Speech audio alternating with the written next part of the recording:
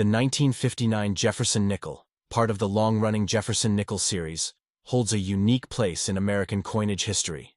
Introduced in 1938, the Jefferson nickel replaced the Buffalo nickel and became a staple of U.S. currency, featuring the likeness of Thomas Jefferson, the third President of the United States and author of the Declaration of Independence. The 1959 edition of this coin is notable not just for its enduring design, but for the historical context and technical aspects of its minting, as well as its collectible value. The 1959 Jefferson nickel was minted during a time of relative peace and prosperity in the United States. Post-World War II. America was thriving economically, and the coinage of the 1950s reflected this stability. Unlike other eras, such as the wartime production of nickels from 1942 to 1945, where silver was used due to the demands of war, the 1959 nickel was minted using the standard 75% copper and 25% nickel composition. This period marked a return to normalcy in American coin production. By 1959, the Jefferson nickel had been in circulation for over 2 decades. It was well established as a reliable, everyday coin used in commerce, and the design had become familiar to millions of Americans. The coin was produced in 3 mints: Philadelphia, Denver, and San Francisco, with mint marks D and S distinguishing the coins made in Denver and San Francisco, while Philadelphia coins had no mint mark. The design of the 1959 Jefferson nickel, like others in the series, was the work of sculptor Felix Schlag, whose design was chosen in a national competition held by the U.S. Mint in 1938.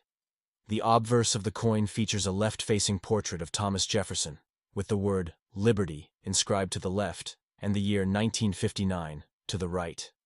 Above Jefferson's head is the national motto, "In God We Trust." On the reverse of the coin is a depiction of Monticello, Jefferson's iconic Virginia estate.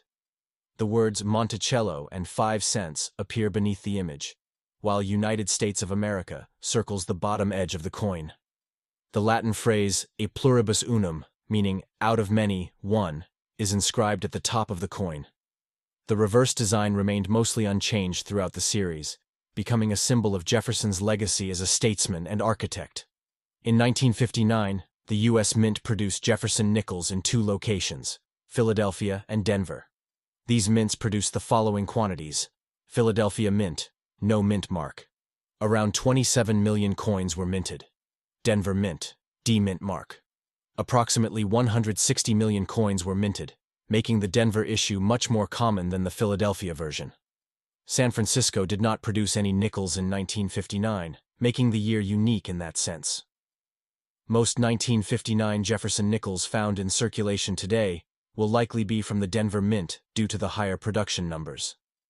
While the 1959 Jefferson nickel is not particularly rare, it is of interest to collectors, especially in higher grades.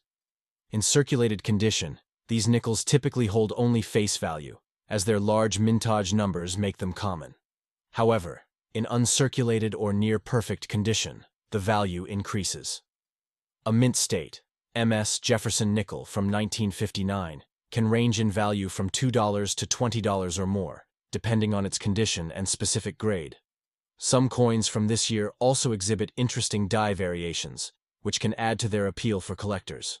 For example, full steps nickels are highly prized. These coins show a strong, well-defined strike on the reverse, particularly in the steps of the Monticello building. A full steps designation, denoted FS, means that all 6 steps leading to the building are clearly visible, which can be a challenge for older nickels due to wear and strike quality. A 1959 Jefferson nickel with a full steps designation can command much higher prices in the numismatic market. As mentioned, the full steps variety of the 1959 Jefferson nickel is a coveted collectible. These coins are difficult to find due to the frequent weakness in the Monticello steps caused by worn or poorly prepared dies. Even though 1959 was not known for particularly weak strikes, finding a full steps coin from this year is still a challenge, especially in high grades.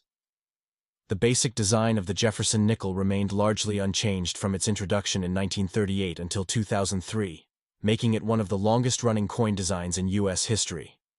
This consistency means that the 1959 Jefferson nickel, looks very similar to nickels minted both before and after, with only minor differences in die quality and wear. The 1959 Jefferson nickel is part of a period of American coinage that remained stable before significant changes occurred in the following decades. By the 1960s, the U.S. Mint was faced with rising costs of metal and inflation, leading to the introduction of clad coins in other denominations, such as dimes and quarters, and a general decline in the use of precious metals. While the nickel remained unchanged in composition, it was minted during a time when the landscape of U.S. currency was about to shift. The choice to feature Jefferson on the nickel was a tribute to his significant contributions to American history, particularly his role in drafting the Declaration of Independence. Monticello, his beloved estate, symbolizes his architectural vision and commitment to agrarian values. The nickel serves as a small daily reminder of Jefferson's impact on the nation. Collectors always seek error coins, and while the 1959 Jefferson nickel does not have any well-known large-scale errors, individual coins with misstrikes or die flaws can be valuable. For instance, off-center strikes, die cracks, or improperly prepared dies can lead to interesting and valuable error coins that command higher prices on the numismatic market.